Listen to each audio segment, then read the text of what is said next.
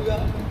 ఎందుకంటే ఇంపాక్ట్ అనేటటువంటి ఒక సంస్థలో మనందరం ఈ సమావేశాన్ని మనకి ముఖ్య అతిథులుగా వచ్చినటువంటి చిరంజీవి గారు, అట్లానే వేదిక మీద ఉన్నటువంటి ప్రతి ఒక్కరి పేరున అభినందనలు తెలియపరుస్తూ, మాకు మంచి పరిచయస్తులుగా మీరు ఎప్పుడైనా మా క్లబ్కి రావాలి అని అడిగినటువంటి రోజులు ఉన్నాయి.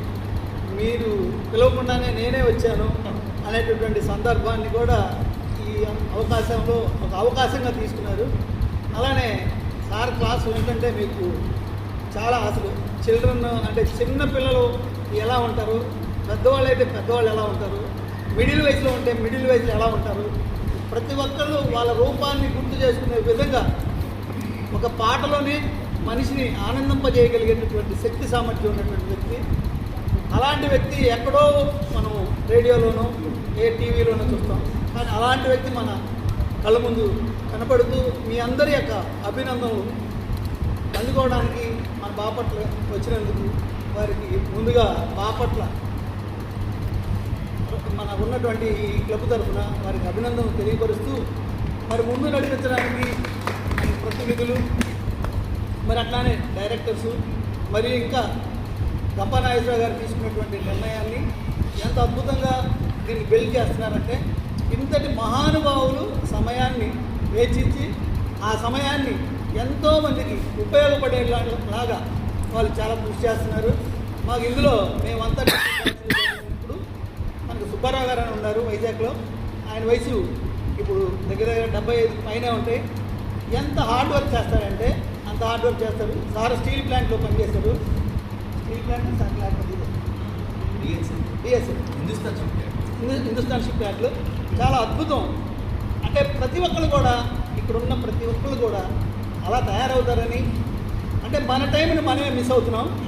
మనం ఆ టైంని మిస్ కాకుండా ఉండాలి అంటే ఎలా, నో చెప్పాలంటే ఎలా, ఇన్ టైంలో ఎవరిని ఏ విధంగా మనం పెంపొందించాలి, వాళ్ళలో అభిమానాన్ని ఎలా పొందాలి, సమాజంలో మనం ఎలా అప్రోచ్ అయితే మనం ఎలా ఉంటాం, అట్లా బిజినెస్కి వెళ్తే బిజినెస్, ఓల్డ్ ఏజ్లో ఇంట్లో వాళ్ళకి ఇబ్బంది లేకుండా, మరి ఓల్డ్ ఏజ్లో కూడా మనం ఎలా మనం సరే, అలాగే చిన్నపిల్లవాడితో కూడా మనం పెద్దవాళ్ళం అనేటటువంటి తత్వం లేకుండా చిన్నపిల్లవాళ్ళలాగా ప్రవర్తించేలాగా చాలా ప్రతిరోజు ఒక క్లాస్ వింటే ప్రతిరోజు ఒక కొత్త అద్భుతాలు గ్యారెంటీగా నేర్చుకుంటారు. మేమైతే నేర్చుకొని ఉన్నాం.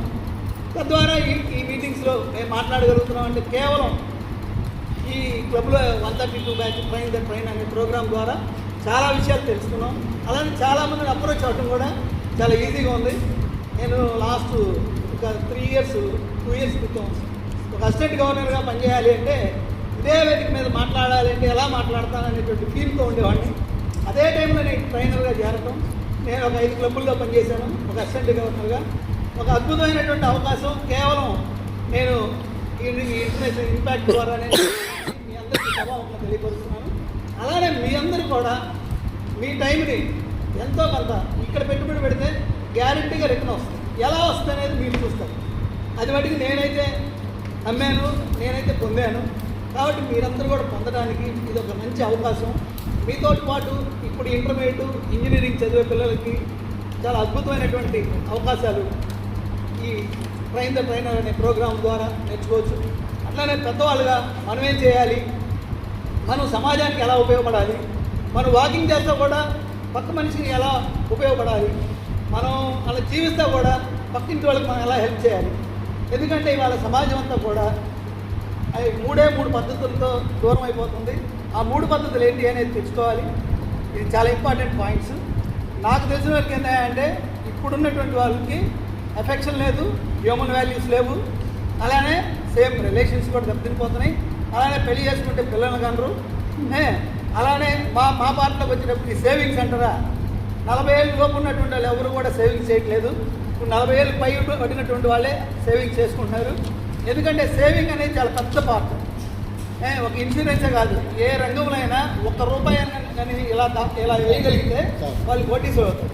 అదే ₹1 ఇలా చేజాచి అడగగలిగితే ఈ అప్పుకి అర్థం ఉండదు, ఈ 4కి అంత ఉండదు. అంటే ఈ చేజాచేవాడు ఎప్పుడు ఇలానే ఉంటాడు, ఈ రూపాయి ఇలా వేసేవాడు ఎప్పుడు కోటీశ్వరుడు అవుతాడు అనేది ఒక నినాదం. ఒక 16 PhDలు చేసేటువంటి సుబ్రహ్మణ్యం గారు ఇక్కడే ఉండేవాళ్ళు. ఆయన ఏజీ కాలేజీలో పనిచేశారు. సారు 80